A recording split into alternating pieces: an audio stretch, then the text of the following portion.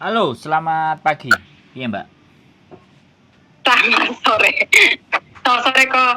Masa sore? Ini kan bukannya pagi. Matahari bersinar terang. Sore. Piye, piye? Gimana kok? Loh, piye? Sampean kan WhatsApp ambek aku ya tak sahur piye? Iya.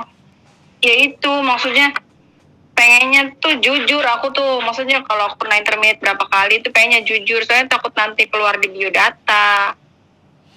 Jadi gini ya, Mbak. Saya boleh ngomong kan? Boleh.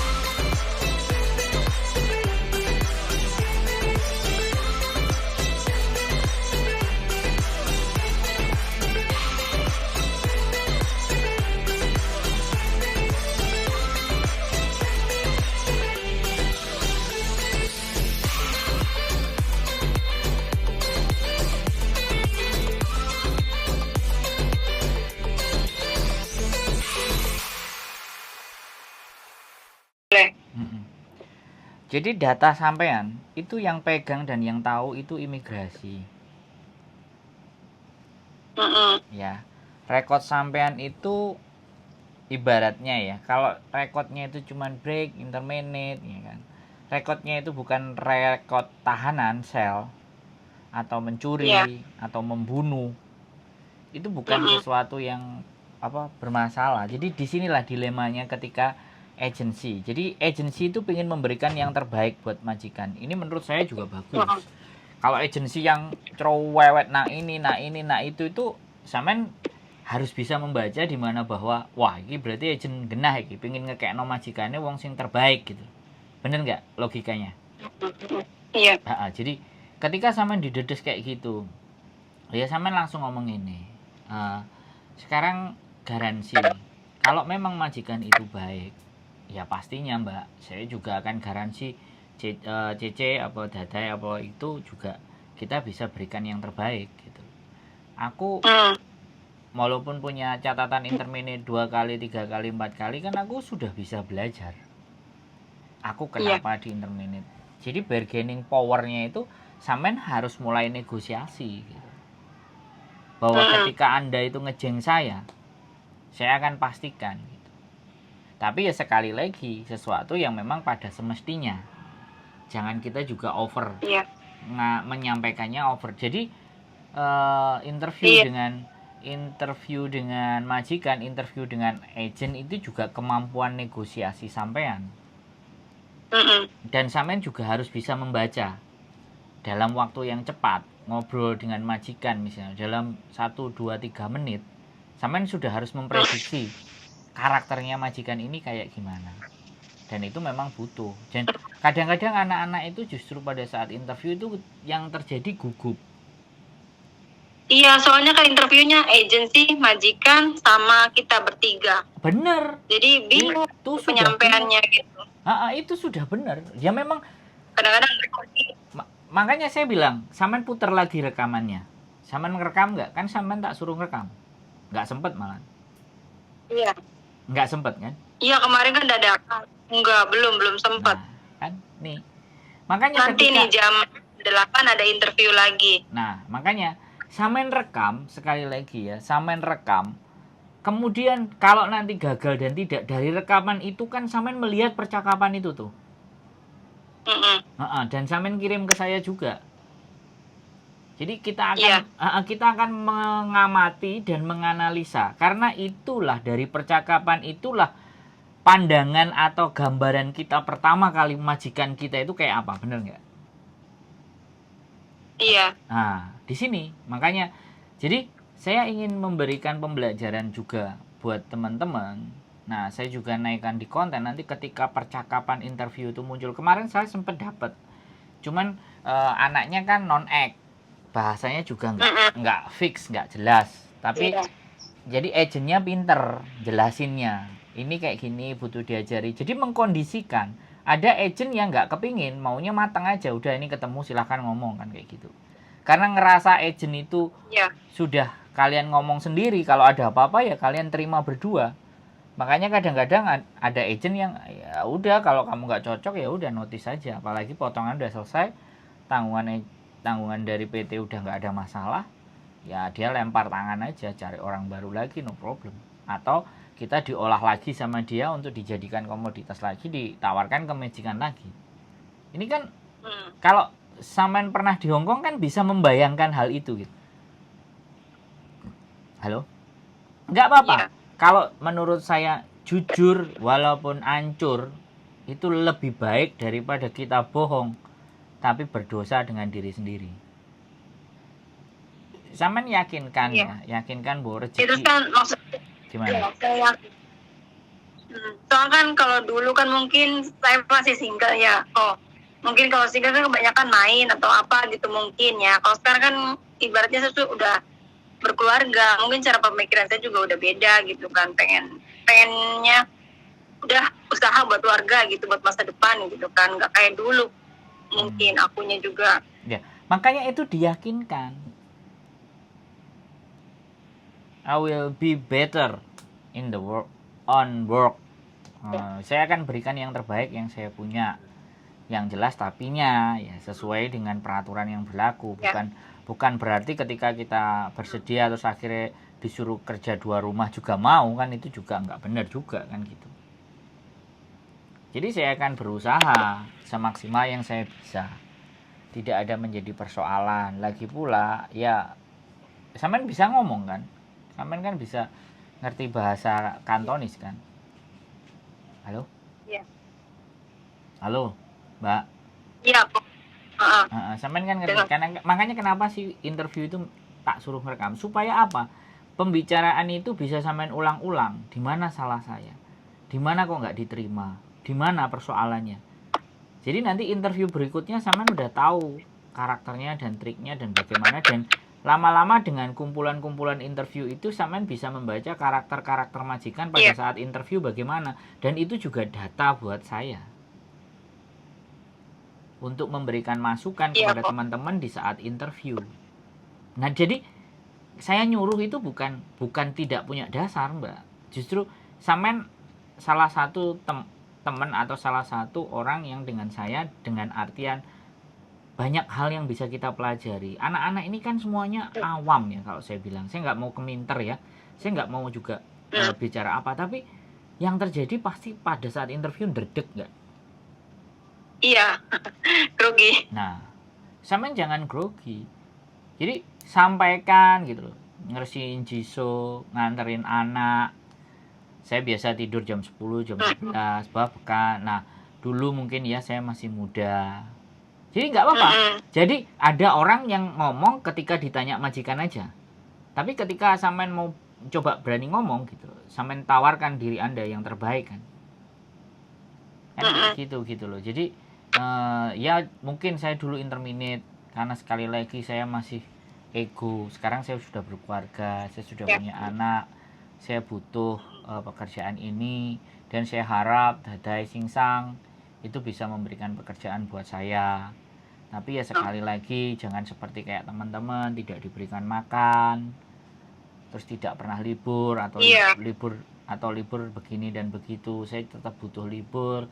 Ya sesuai dengan peraturan sajalah. Nah, Dadai kan kayak gitu. Jadi tidak berlebihan juga, nanti takutnya malah kita ditekan.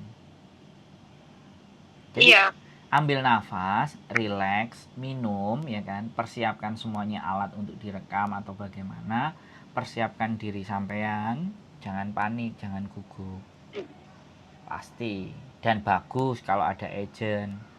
Bagus juga ada PT, tambah enak lagi. Karena udah maksudnya iya udah 3 agensi Hongkong yang udah interview aku gitu.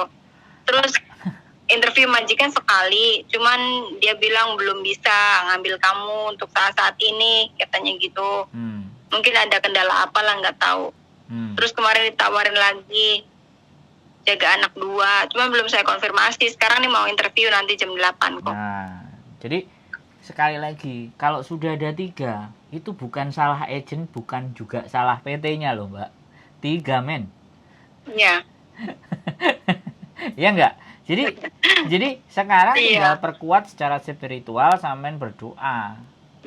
Karena sekali lagi di interview juga belum menentukan apakah majikan itu baik dan tidak. Tapi setidaknya ketika data interview itu sampean punya, kan enak ngomongnya Mbak.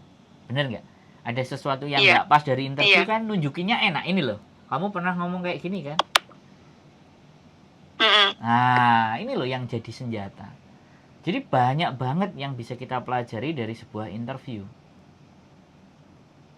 Iya kok. Nah, makanya Mbak ya, sekali lagi saya adalah orang yang di luar, tetapi saya akan selalu berusaha standby ketika sampean kena masalah. Bayangkan, ya kan? Oke. Aku oleh hopo gitu. Aku duduk PT, aku duduk agent. Tapi ini saya gunakan untuk membangun branding. Jadi suatu saat saya kalau mau berpindah ke bisnis ini, orang-orang itu sudah mengenal saya kan. Nah ini tanaman baik saya. Ya sekali lagi, saya nggak sempurna. Saya hanya ingin membantu teman-teman supaya mendapatkan sesuatu yang dicita-citakan dan yang diinginkan. Nggak usah segan, nggak usah khawatir, butuh diskusi, mau ngamuk-ngamuk, mau marah-marah, mau curhat, mau ngamplengin. Yang penting satu, jangan pinjam duit. Iya benar kok, saya punya pengalaman dulu. Saya punya pengalaman paspor saya dipinjam. Benar kok, benar. Saya punya pengalaman pahit banget dulu, paspor saya dipinjam. Pokoknya nggak enak banget. Makanya lagi. Saya nggak mau berbicara urusan duit, tapi saya berbicara tentang bagaimana caranya, seperti apa kalau masalah ini, bagaimana kendalanya, tapi tidak untuk masalah uang.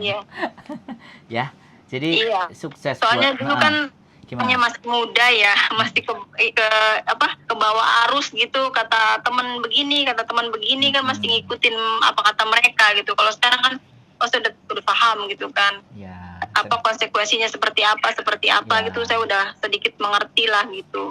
Dan itu juga disampaikan ke majikan. Jadi apa ya sekali lagi sampean tahu sendiri, orang Hongkong itu kancong. Jadi ketakutannya berlebihan, terus seenaknya sendiri, main buang. Jadi mental kita harus lebih kuat. Jadi apapun yang terjadi, sekali lagi, gimana? Dulu itu interminute-nya bukan gara-gara masalah yang gede banget, enggak. Cuman karena ada campur tangan bobo gitu kan. Misalkan ada, nih anak nih yang bisa aku mandiin misalkan gitu. Terus di badannya tuh ada dikit merah-merah gitu, nanti dia laporan gitu kok sama majikan saya, ngomongnya ya gitulah, membalik-balikan fakta kayak gitu, padahal kan merahnya kenapa dia nggak tahu gitu. Jadi dia pikirnya dipukul sama saya apa gitu. Gitu. Nggak salah. Sekali lagi, tidak ada yang kita inginkan hal yang buruk terjadi dalam diri kita, ya kan? Sepakat kan kita semuanya itu? Tidak ada pernah kita menginginkan hal buruk, tapi hal buruk itu bisa datang kapan saja. Nah, bagaimana menangkal hal buruk supaya tidak datang ke kita? Ya, perbanyaklah perbuatan yang baik. Karena yang menolong kita ya perbuatan-perbuatan baik kita dan berdoa. Dan intinya kan di sana. Dan jangankan kok sampean yang cuman kayak gitu, mandiin salah dikit aja udah meleset. Nenek bobonya itu kalau disuruh minum obat nggak mau.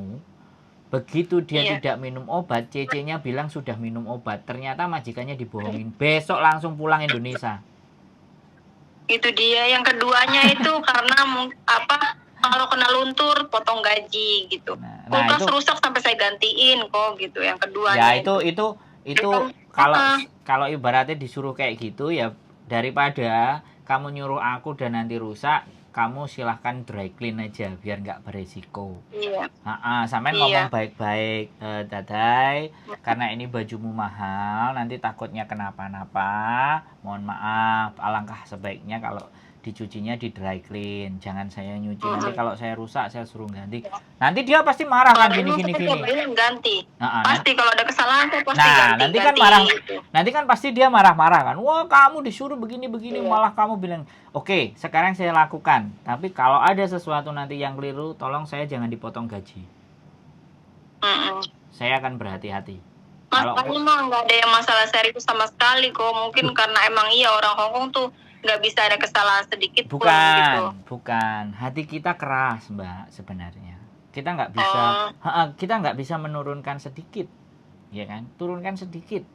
Bukan berarti kita turunkan sedikit itu akhirnya kita merendah terus mudah diinjek, bukan. Tapi cara bernegosiasi, Mbak, sekali lagi. Orang-orang itu kan paling males lah ngajak debat, ayel-ayelan, itu kan paling males kan. Nah, tapi ketika kita nggak bisa menyampaikan sesuatu yang bisa dipahami majikan, komunikasi itu kan jadi terhambat. Iya. Nah, disitulah. Makanya pinter-pinter ngambil celah, pinter-pinter tahu apa yang jadi kesukaannya dia. Ini bukan ngatok, bukan jilat ya, sekali lagi ya. Tapi untuk mendapatkan hatinya dia kayak kita pacaran gitulah. Dibeliin bunga, dibeliin apa. Ya kita sebisa mungkin how to manage the boss.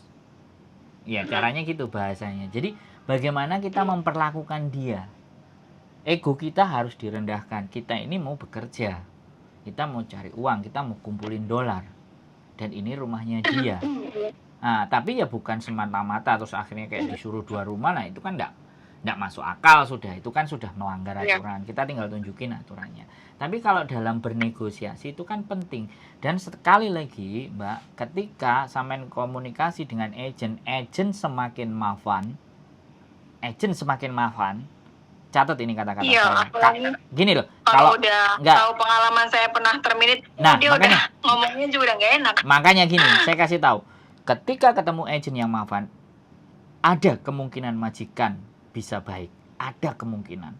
Karena agent ini nggak mau memberikan kesalahan, membuat kesalahan, ya. Ini samen ingat-ingat. Tapi kalau agent ya sudahlah, telah berangkat, oke, anak ini bagus. Nah, ini yang harus juga diwaspadai. Ya kan? Nah, iya tuh. Nah, mungkin majikan ini cari A, cari B, cari C. Keuntungan ya. Cari A, cari B, cari C ibaratnya. Wes ini aja kamu pakai, ini nggak ada masalah ibaratnya. Tapi kalau selama agent itu masih milih-milih anak, inilah yang patut kita coba. Karena dia mau memberikan yang terbaik buat majikannya. Ya, ini obrolan kita.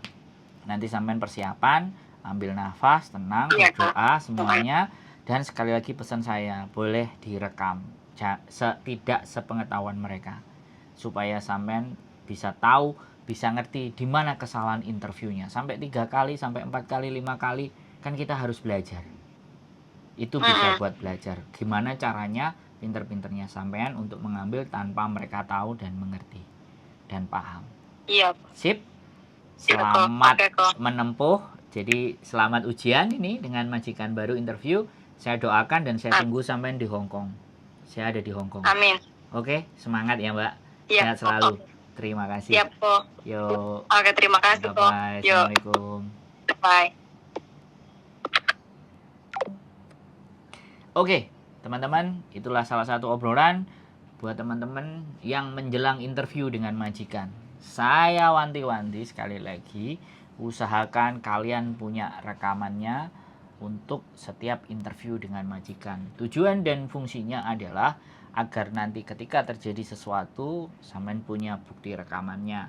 Dan bukti rekaman itu juga bisa buat kita belajar bagaimana cara interview dengan majikan. Kenapa kok sudah 3 kali interview kok gagal? Ada masalah di mananya?